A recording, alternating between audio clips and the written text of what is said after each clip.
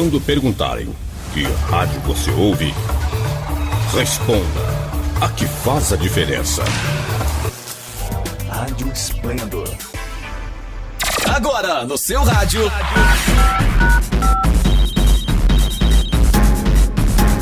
Esplendor Entrevista, um bate-papo animado e descontraído que você ouve aqui na sua rádio web Esplendor. Era uma vez um professor, era uma vez um guerreiro, esperançoso, sonhador, transformador, conselheiro. Era uma vez uma luz que ilumina e conduz a caminhada da vida. Com livros e giz na mão, nos ensina a direção na estrada a ser seguida. Viajando nessa estrada, os versos visitam o norte, o verde da Amazônia, de natureza tão forte como a cultura, cheia de força e ternura. Assim é o professor, forte e terno com cada aluno, fazendo que enxergue o mundo com olhos de sonhador. No Nordeste brasileiro continua a caminhada, terra de gente sabida, unida e arretada. Aqui, cada professor é feliz até na dor e tem criatividade na hora de ensinar cada aluno a conquistar tantas oportunidades. No Centro-Oeste, a doçura no olhar da professora é a arma principal dessa grande lutadora. Nos livra dos maus caminhos, desvia pedras e espinhos. Se preciso, nos consola. E para melhorar o clima, a aprendizagem aproxima a família da escola. Dei um pulo para o Sudeste e vi com meu coração como é belo um professor formando um cidadão. Mesmo com dificuldade, encara a realidade e enfrenta qualquer perigo, vestindo sua armadura de educação e cultura. Um mestre, herói e amigo. Cheguei nas terras do Sul e percebi bem ligeiro como cada imigrante também é um brasileiro. Cada mestre traz no peito o combate ao preconceito. É um líder incansável. Usa o velho digital, torna a aula bem legal e muito mais agradável. Era uma vez um professor que nasceu dessa mistura de terra, gente, suor, educação e cultura. Era uma vez um país que será bem mais feliz e muito mais promissor quando seu povo pensar e, enfim, valorizar a luta do professor.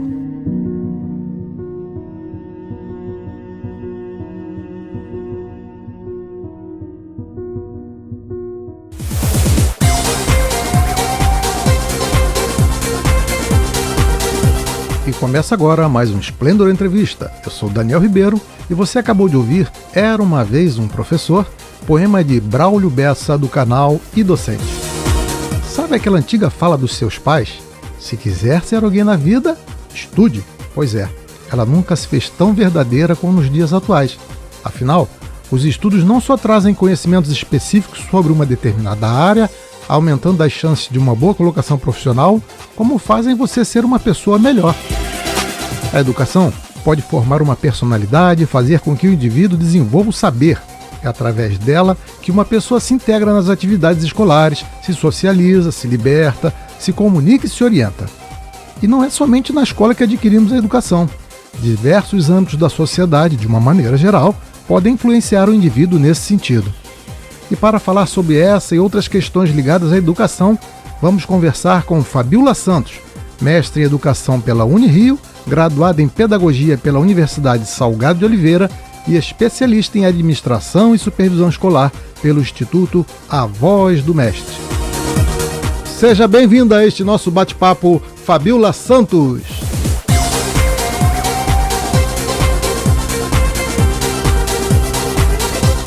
Obrigada, Daniel, pelo convite, para a gente estar fazendo esse bate-papo aqui sobre assuntos que para mim são muito caros, né?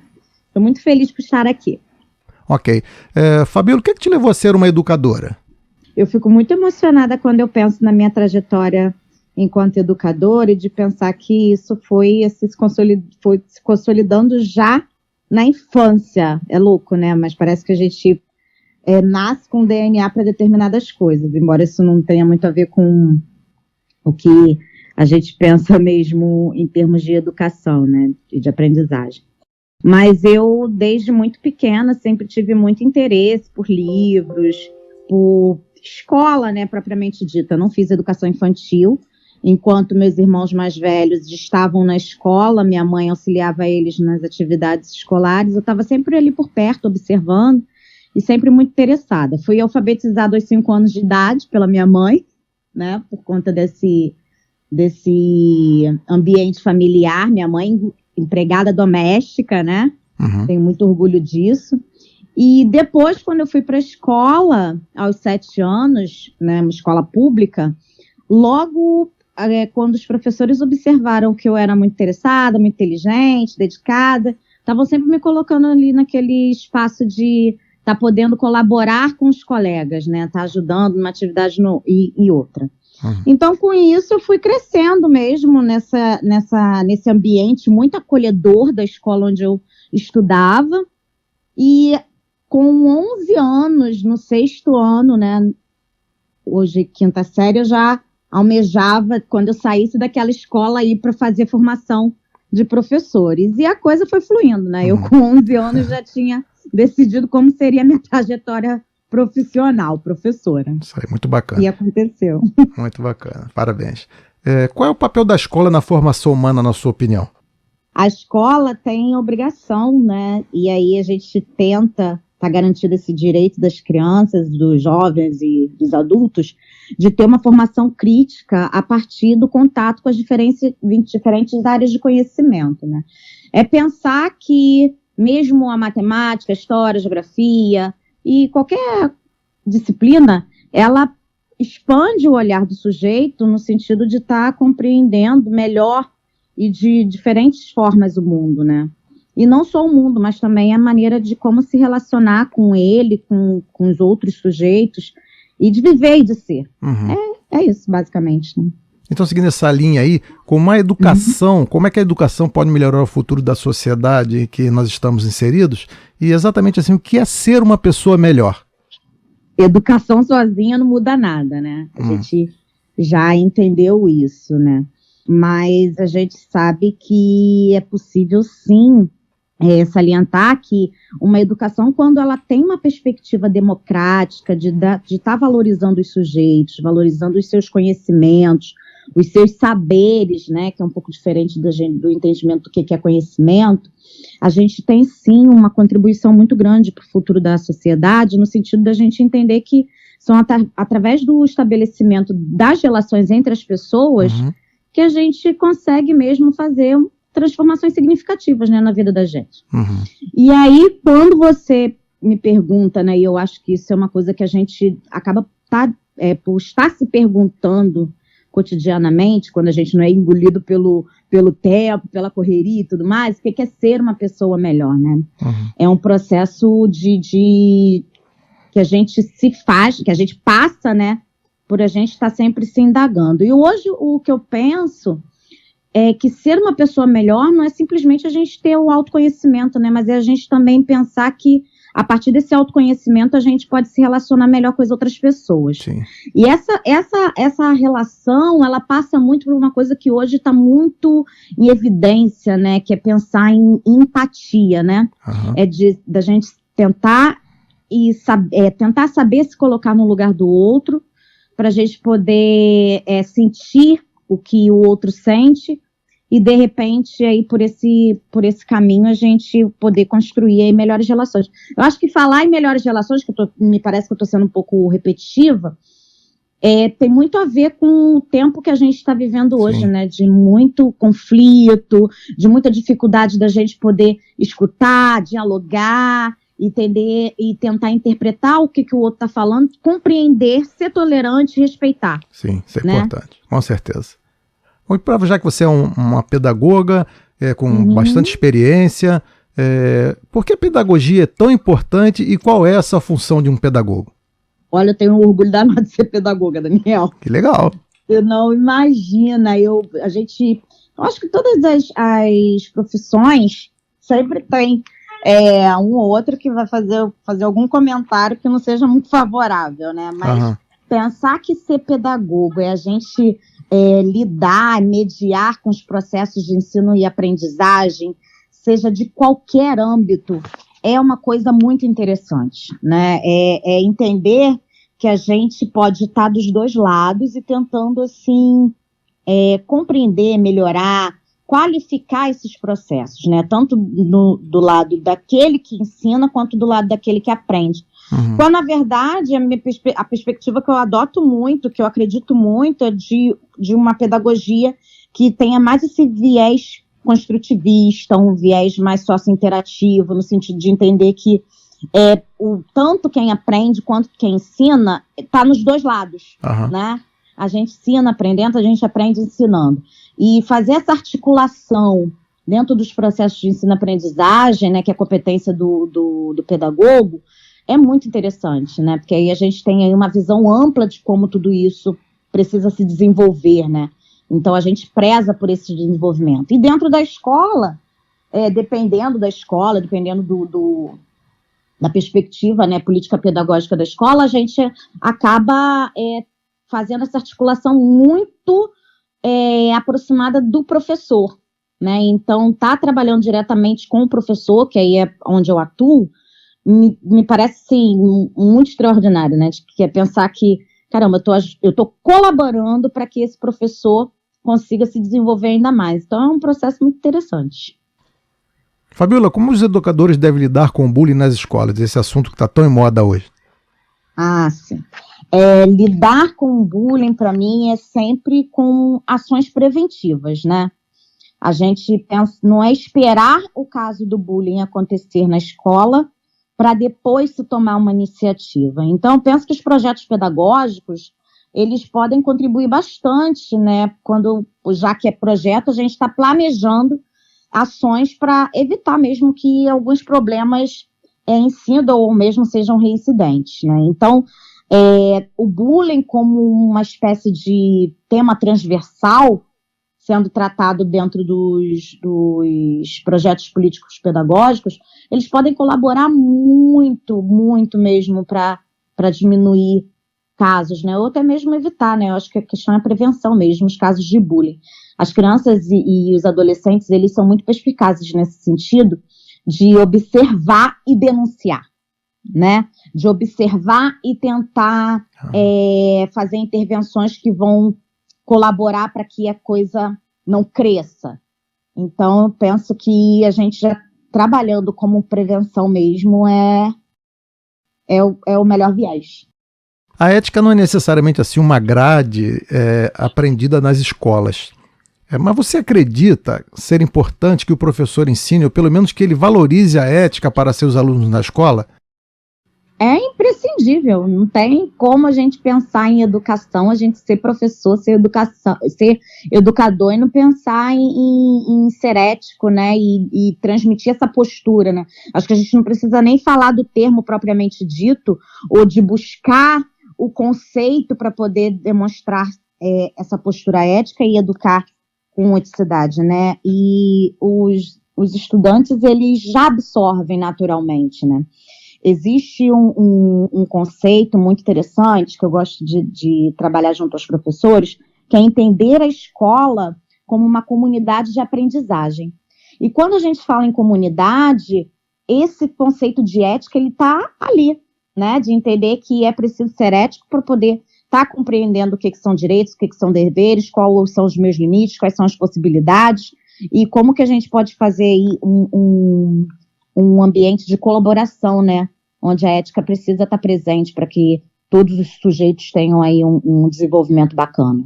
Ok. Como é que você vê a educação infantil e o ensino fundamental hoje nas escolas? São meus xodós. Eu trabalho com educação, eu amo criança, eu boto uma fé absurda nesse grupo. O Fundamental 1, principalmente, que são as crianças aí de aproximadamente 6 anos a 10 anos de idade, né? Que são eles com os quais eu trabalho. Mas, assim, quando a gente pensa nessas etapas, né? Eu penso que são etapas de muita potência, porque são as crianças que a gente vai estar ali proporcionando experiências para que elas formem seus caráteres, né?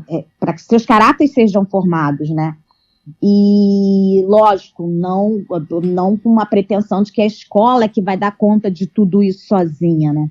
Mas entender que a gente tem aí um ambiente muito potente para a gente poder estar construindo aí cidadãos, não para o futuro, mas para o hoje. Né? Quando a gente discute todo e qualquer assunto, assuntos sobre essa questão de diferença mesmo, de diversidade, eles abraçam muito essas causas, eles compreendem a importância e levam isso tudo para os seus lares.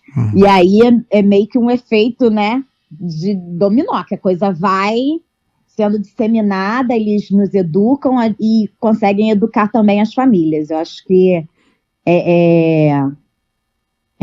uma das etapas da educação básica que são muito interessantes, não querendo diminuir as demais, né? Bacana. Você acredita que ainda falta muita capacitação profissional para os professores de hoje? E também se as escolas costumam apoiar os seus profissionais, isso acontece também? Ou não? Então,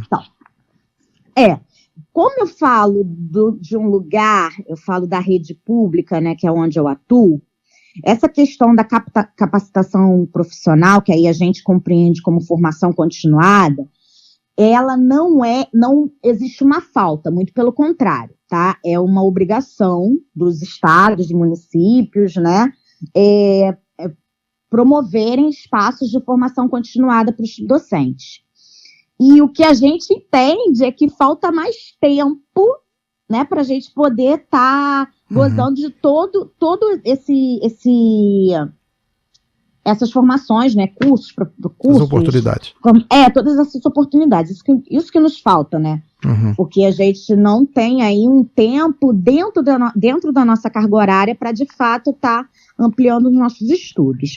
Mas, comumente, as redes de ensino, elas proporcionam, sim, espaços de formação continuada, alguns deles são dentro do horário de serviço, outros não. Mas, lógico, né, como é continuada, a gente entende que precisaria ter muito mais formação, né? A gente quer crescer.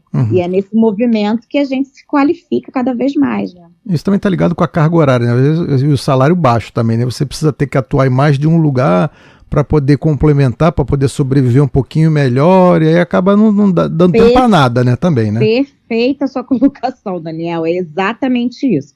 Se nós tivéssemos aí, pelo menos, a questão da dedicação exclusiva a uma escola... Mas com salário bom, né? Com salário, não, dedicação exclusiva com salário ruim não dá. Não dá. Não dá. Né? Se a gente tivesse uma valorização profissional. E aí é isso que é interessante, né, da gente pensar. A valorização profissional, ela não perpassa simplesmente na questão da garantia de um bom salário, mas também da garantia da formação continuada, da garantia de uma estrutura de trabalho bacana. Não adianta a gente chegar na escola, não ter papel, não ter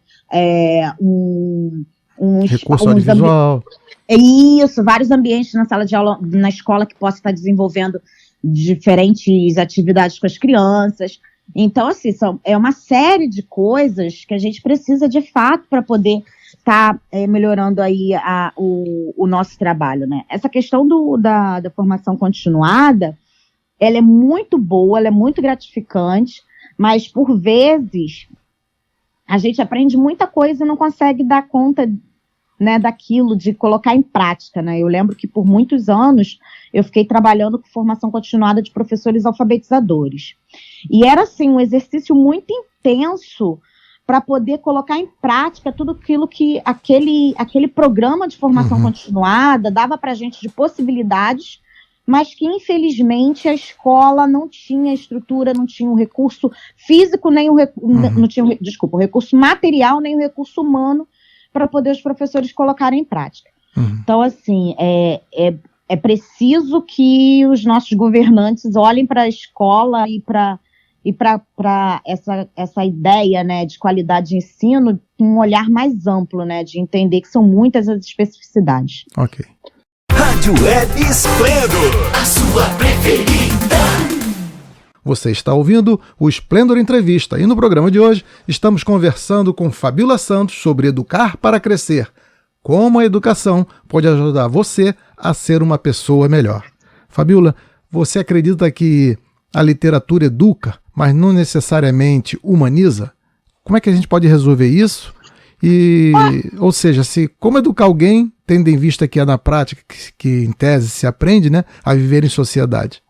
Literatura não é bem a minha área, né, de estudo nem pesquisa. Mas eu não consigo pensar em uma literatura que não humanize, né? A literatura, assim como as artes, aliás, eu penso que a literatura é uma contempla, né? Aliás, as artes contemplam a literatura, né? E eu não consigo pensar isso de forma separada, né? Ao ler e aí vou falar como professora, né? Professora de crianças, ao ler, por exemplo, um clássico, né, infantil, a gente costuma, né, no final, tentar extrair das crianças algum aprendizado, né, com algumas das questões que estão impostas ali, né, que ficam claramente expostas pelo conto. Mas é a partir dessas discussões que a gente entende que, sim, há possibilidade de humanização dentro da literatura. Não dá para educar sem humanizar, né? Eu acho que é meio por essa ideia de entender que aquilo que a gente lê e que a gente tenta compartilhar com o outro, trocar ideia, discutir, esse movimento dialógico, ele é muito possibilitador dessa humanização. Acho que é por aí. Ok. A gente hoje vive assim, uma sociedade altamente competitiva. Na sua opinião, qual é a melhor forma de instruir os nossos jovens para estarem preparados para essa competição que vem para frente aí? Daniel, eu odeio pensar, de verdade, que a nossa sociedade é competitiva, embora eu tenha plena consciência disso, né? A gente vive sob um sistema capitalista que nos empurra para essa competitividade, para essa ideia de individualismo, essa construção de que um ditado popular diz: farinha pouca, meu pirão primeiro, né? Isso me entristece bastante, principalmente por a gente entender que a gente vive num país de muitas injustiças, né? Injustiça social hoje, então, com a pandemia, ela está escancarada, né? A gente observa, assim, claramente o quanto que uns têm muitas oportunidades em detrimento do direito de outros tantos, né? Então, eu penso que a gente precisa, sim, destacar isso, que é a sociedade competitiva, mas que essa competição ela não precisa ser acirrada e a gente não precisa se entender como adversários. A gente precisa entender que a gente pode, sim, ao passo que a gente colabora uns com os outros, todo mundo pode, de alguma forma, crescer, vencer, ganhar, né? Há espaço para todo mundo no mundo. Então, a gente entender que as oportunidades, elas não estão dadas, isso para mim também é muito evidente, né? Alguns vão precisar se desdobrar muito mais que outros, mas nesse movimento de colaboração, a gente pode, assim, tentar construir possibilidades para que todo mundo consiga chegar a algum lugar, né? Sim. Eu prefiro pensar assim. E é com muito esforço, né, para tudo na vida. É isso aí. Mas pegando o gancho aí do que você falou ali, como lidar então com os diferentes universos sociais e culturais nessa época em que o individualismo é tão valorizado? Sim, eu acho que assim, primeiramente isso é um trabalho assim para muitas décadas, né, de diálogo acerca disso, né, de tentarmos desconstruir essa ideia de que o individualismo ele precisa permanecer, né, ele está e vai continuar assim dessa forma, né, e pensar que existem outras culturas, porque a gente também está dentro de uma cultura ocidentalizada, né, e no Ocidente, os países têm essa tendência, né, muito marcada pelo capitalismo também, de entender que o individualismo é o que manda, é o carro-chefe das nossas relações sociais, né? Enquanto que a gente sabe que outras culturas não ocidentais, a ideia do coletivo é muito mais forte, né? E sobre essa perspectiva de coletivo, a gente entender que a gente pode mudar muito mais as dinâmicas sociais, né? Mas para isso também tem aí uma necessidade muito grande de vontade política, minimamente, né? Que a gente hoje vê que tá bastante desgastada no nosso país, né? Assim, também uma das grandes dificuldades que o professor tem é a maneira de avaliar se o aluno realmente aprendeu o que foi proposto em aula, né, e passado para ele. Como é que você vê essa realidade e quais as chances de algo mudar com a avaliação ao invés de ser só uma prova e 0 a 10? Olha, quando você fala de avaliação, eu imagino um outro programa completo só para falar de avaliação. Eu faço parte do grupo de estudos e pesquisas em avaliação em currículo, o GEPAC, lá na Unirio, né, Universidade Federal do Estado do Rio de Janeiro. E a gente tem uma perspectiva de avaliação muito diferente dessa que você sinalizou, e que essa que você sinaliza é a que de fato está ali, que faz parte da cultura brasileira, né, em termos de avaliação. É a avaliação classificatória, é aquela que dá nota no final do processo, e que é excludente, né? Que acha que um momento só de efetivação de determinado exercício vai evidenciar se o aluno aprendeu ou não. Isso é muito cruel. Dizer que você é 0, 7, ou 8, ou 3, né? E comparar um estudante com o outro, né? Então, como a gente pode pensar, né? A gente pode pensar, então, uma outra possibilidade de avaliação e que já é disseminada no campo da educação há bastante tempo, né? É uma possibilidade de avaliação qualitativa. E o que é isso, né? É compreender que o estudante ele não precisa ser avaliado a partir de um único instrumento, né? Que seria a prova. Mas compreender que a observação diária é uma possibilidade de avaliação. Compreender que existem vários outros instrumentos que podem estar colaborando e que essa avaliação ela precisa ser diagnóstica também, no sentido de identificar o que o aluno não sabe, por que o aluno pensou de uma forma diferente, entender que é a partir dos elementos que esse estudante vai dar para o professor, né, dizendo quais são as limitações que ele está demonstrando naquele momento, é que o professor vai redirecionar a própria prática. Então, a gente, ao invés de ficar pensando e supervalorizando o conteúdo em si, a gente precisa valorizar e se preocupar com as aprendizagens da criança, do estudante, enfim, né? É pensar que eu preciso, numa relação dialógica com o estudante, compreender, né, buscar compreender como que ele aprende, em primeiro lugar, o que ele já foi capaz de aprender, e aí é um ponto muito importante. O professor precisa entender o estudante enquanto sujeito de conhecimento. Ninguém nunca é zerado, não sabe nada.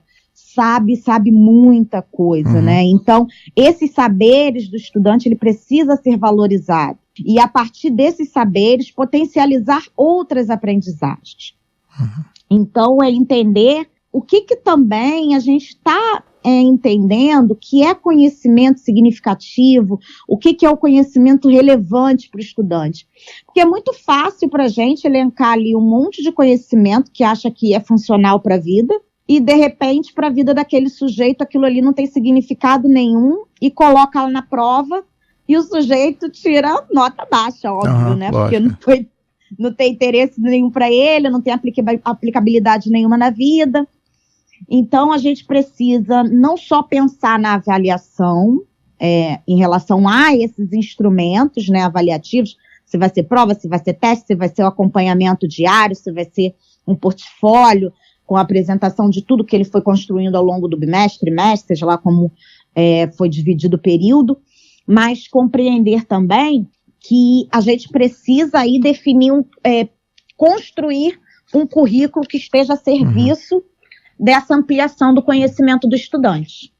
É por aí. Perfeito. Em outras épocas, existiam matérias como Organização Social e Política Brasileira, né, a USPB, a Moral e Cívica, e hoje, apesar de um grande levante popular contra tudo que existe por aí, parece que nossos jovens assim, não estão sendo bem preparados politicamente, não faz parte muito do cotidiano da escola. Assim. Por que você acredita que isso ocorre? Então, eu não sou da época que tinha a SPB na escola, não. Eu até acompanhei. Eu sou, hein? Irmãos... Legal. Isso é bom. Eu acompanhei na época que meus irmãos mais velhos tiveram, né? E eu tinha um interesse danado de entrar na escola e também estudar essa disciplina. Tinha uma outra também, Moral e Cívica. Isso. Mas assim, eu penso que hoje, disciplinas que foram retiradas do currículo, eu não lembro, nem sei mais como que está a tramitação em relação a essas disciplinas, principalmente no ensino médio, que uma delas é filosofia, a outra não lembro exatamente, né? Mas disciplinas de ciências humanas, né? Como filosofia, sociologia, né? Elas são imprescindíveis para essa formação humana, né? E logo tem aí acabam por encaminhar essa formação política, né? Mas eu entendo que a disciplina de história é um componente curricular que faz aí cumpre um papel muito bom nesse sentido. Porém, né, a gente percebe que a repercussão dessas matérias, dessas disciplinas, elas fogem do controle da escola. Tanto que a gente vê aí hoje em dia todo o nosso país, né, com essas disputas, quem é direita, esquerda, todos esses questionamentos políticos hoje, que às vezes me dá uma impressão que a ideia de política propriamente dita, ela acaba se perdendo, né, priorizando questões de política partidária, né? Mas eu entendo que, de fato, a gente precisa se engajar nessa construção mesmo de formação política dos jovens e de uma forma séria, né? Porque do jeito que tá muito preocupante, né?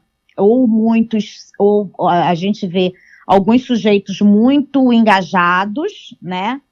E outros muito alheios a tudo que está acontecendo, né? Então, eu penso que, de fato, é algo que a gente precisa se engajar mais e se preocupar bastante. Também agora com esse advento das aulas online, né? Como é que você acha que vai ficar a formação desses jovens que amanhã serão pessoas importantes e atuantes na sociedade, e até mesmo chefe de família? O que afetou nas próximas gerações esse tempo que a gente está passando assim? Sobre esse tempo, tem duas coisas assim muito importantes que eu gosto de sinalizar. Primeiro é pensar que essa geração de agora, né, que já nasceu aí com todas essas tecnologias disponíveis, a gente vê bebês lidando com celulares melhor que a gente. E eu penso que essa geração é uma geração de muita potência. Eu tenho botado muita fé nessa galera, de entender que não só eles são capazes de lidar com as tecnologias, mas eles estão tendo a possibilidade de se aproximar de muita informação e de muitas outras formas de pensar e ver as pessoas e o mundo. Eu penso que tantas desconstruções que a gente de 80, de 70, dos anos 80, dos anos 70, a gente está sendo obrigado a fazer agora, né? Que esses jovens já não precisam mais, eles já estão nesse ambiente, já estão assim, meio que lavados, né, nessa água, sabe? De saber que a diversidade existe, que a gente precisa lidar bem com tudo isso, e pensar em serem chefes de família é pensar nisso, né, de entender que dentro de uma família vai haver pessoas de várias formas, né, e prover aí uma estrutura familiar de boas relações, né, que vai formar cidadãos que vão trazer, que vai ser o legado deixado por eles para a sociedade, eu acho que vai ser uma tarefa bacana e de fácil lidar para essa galera nova, sabe?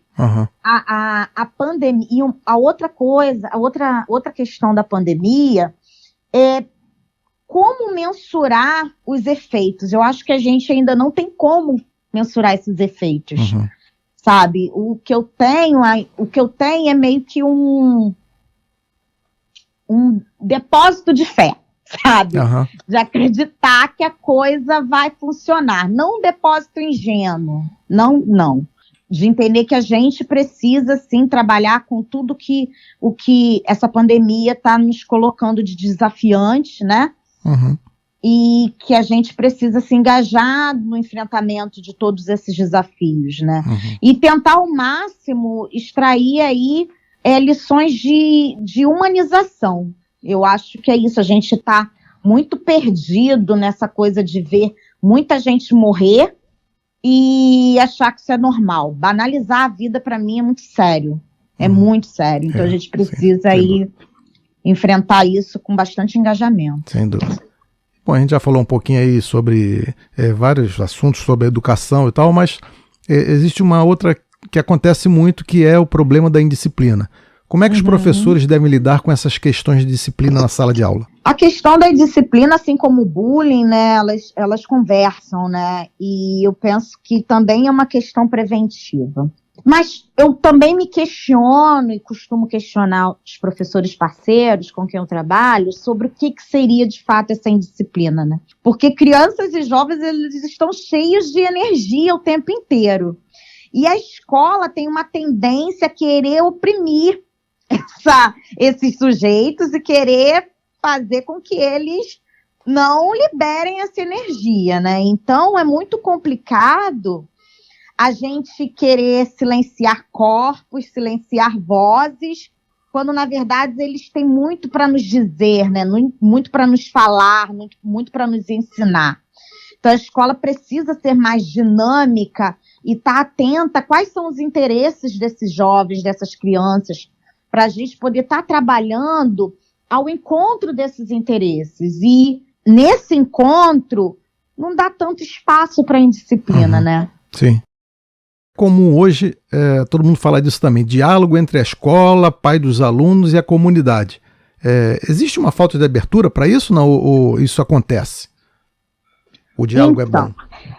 Depende muito, né? Tem escolas que o diálogo ele já é muito bem estabelecido, isso já faz parte da política da escola, né? Mas tem outras que ainda estão muito aprisionadas nessa coisa de que a escola que sabe das verdades, das verdades em termos de educação e não abre muito espaço para as famílias, né? E aí é mais uma coisa que a escola precisa entender como parte da sua função social, né? Precisa, sim, estar aberta à comunidade. A escola é um serviço, né? Enquanto servidores, a gente precisa tentar buscar compreender melhor como que a gente vai poder estar garantindo um serviço de excelência, né? Independentemente se ele for público ou particular, não interessa, né? O pai do aluno, o responsável, ele precisa estar dentro da escola, ele precisa se compreender como um agente importante nos processos de decisão de qualquer tipo, né? Seja de decisão de termos financeiros ou no que está relacionado mesmo ao currículo, né? Em termos de processos de aprendizagem. E para isso a escola precisa também se abrir, né? Trabalhar de coração aberto, eu costumo dizer, né? Para ouvir críticas, ouvir sugestões, ter maturidade para lidar com isso, né? E tentar aí se organizar da melhor maneira possível. Uma questão que muito preocupa os pais é o Enem. A forma de avaliação do Enem é condizente com a formação que o aluno recebe nas escolas? Ele está preparado para o Enem só estudando na escola? Então, eu pouco estudo e pesquiso o Enem, mas assim, um pouco que a gente tem contato, né, enquanto educador, não tem como fugir, né, desse assunto. Hoje, o que eu percebo, né, o Enem sofreu uma reformulação muito boa, né, até em relação à divisão das áreas de conhecimento, enfim. O Enem, ele trabalha muito com a aplicabilidade dos conteúdos na vida real, né? Então, não é o conteúdo pelo conteúdo, né? Mas compreender que esse conteúdo que vai ser cobrado, ele tem uma funcionalidade na vida do estudante, né? Então, isso para mim já é bem interessante. A escola que trabalha com os conteúdos, entendendo que eles não são estanques, mas que eles precisam ser contextualizados, essa escola ela já está colaborando pra caramba para que o estudante tenha aí êxito no Enem. Outra coisa muito interessante que eu gosto, né, e observo do Enem, que ele é uma outra versão do vestibular, né, é que como que ele democratizou o acesso dos estudantes pobres, dos estudantes periféricos à universidade, né? Então, hoje, entrar na universidade, e isso a gente precisa agradecer, não sei se é agradecer, né? Mas ao Enem, é por isso, né, que a oportunidade, ela acaba sendo para todos, né? Uhum. Então, eu acho que é uma avaliação bem bacana. E aí precisa mesmo que cada escola esteja atenta, né, a essa forma de avaliar. Bom, Fabiola, chegamos aqui já no finalzinho aqui. Agora, se você quiser divulgar aí os seus contatos, as redes sociais, o que você quiser, você fique à vontade aí. Ah, legal, Daniel. Então, vou divulgar meu e-mail. É o fabpedsg, sem i, tá, gente? fabpedsg@gmail.com. Quem tiver o desejo de se comunicar comigo, fazer algum contato para a gente poder estar conversando sobre educação, gosto bastante de estar pensando e conversando sobre avaliação, Show. sobre alfabetização de crianças também. Pode fazer Bacana. contato via e-mail, que vai ser muito gratificante. Bacana, é isso aí. Bom, como tudo que é bom dura pouco, chegamos aqui ao final de nossa entrevista. Obrigado, Fabiola Santos, por aceitar aí nesse nosso convite, em participar aqui com a gente desse bate-papo. Sucesso, muita saúde e volte sempre. Ah, eu que agradeço bastante, Daniel, pelo convite. Foi muito gostoso estar falando de tantos assuntos com você, né? Sucesso para você também. Até a próxima. É isso aí, nós agradecemos aqui. Bom, hoje no Esplêndor Entrevista conversamos com a pedagoga Fabiola Santos sobre educar para crescer. Como a educação pode ajudar você a ser uma pessoa melhor. Quer participar aqui com a gente? Envie sugestão de tema ou indique um convidado para ser entrevistado enviando o e-mail para faleconosco@esplendor.radio.br. faleconosco@esplendor.radio.br. Gostou dessa entrevista e quer ouvir novamente? Ou você perdeu algum episódio do Esplêndor Entrevista ou mesmo quer compartilhar com seus amigos? Inscreva-se no canal da rádio no YouTube ou siga nossos programas no Spotify. A íntegra de nossos programas também está em formato podcast lá no Splendor Play e pode ser acessada no endereço splendorplay.com.br. Vai lá, faz uma visitinha, curta as rádios nas redes sociais e inscreva-se em nossos canais. Ainda está com dúvida? Ah, é fácil. É só dar um Google por Rádio Web Esplendor que vai aparecer tudinho. Continue acompanhando a nossa programação. Não saia daí. Até a próxima!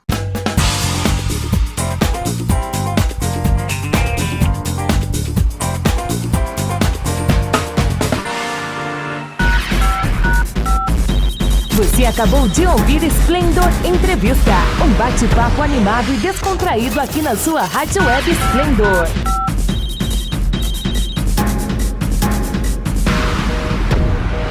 Se liga aí, qualquer momento tem mais.